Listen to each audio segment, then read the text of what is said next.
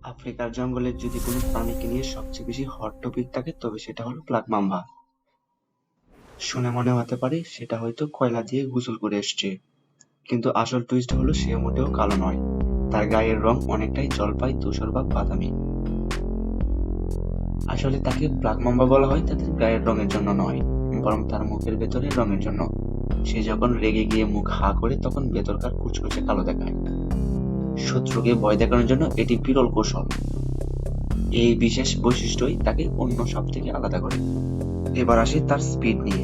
Black mamba হলো সাপের জগতের উসাইন বোল্ট। আপনি যদি অলিম্পিক লেভেলের দৌড়বিদ না হন তবে তার সাথে দৌড়ে জেতার চিন্তায় মাথায় না আনাই ভালো। সে ঘন্টায় 12 থেকে 19 কিলোমিটার বেগে দৌড়াতে পারে। সে কামড়াবে কিনা সেটা তো পরের কথা, কিন্তু সে যে আপনাকে দাওয়াও করে আপনার গাম ছুটিয়ে দেবে সেটা গ্যারান্টি। ব্ল্যাক মাম্বার অ্যাটাক করার স্টাইলটা অনেকটা অ্যাংরি বার্ডস এর মতো।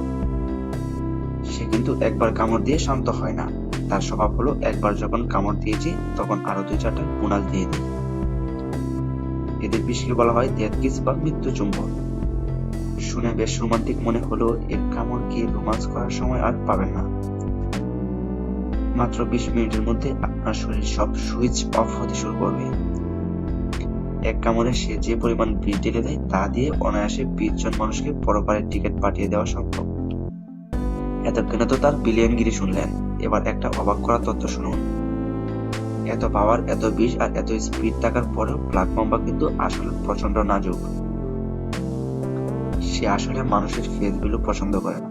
সে চায় আপনি রাস্তায় থাকুন, সে তার রাস্তায়। কিন্তু ভুল করেও যদি তাকে কুনসাটা করেন তবে মনে রাখবেন সে আপনাকে এমন এক রিটার্ন গিফট দিবে যা আপনি সারা জীবনে মনে রাখার সুযোগ পাবেন না।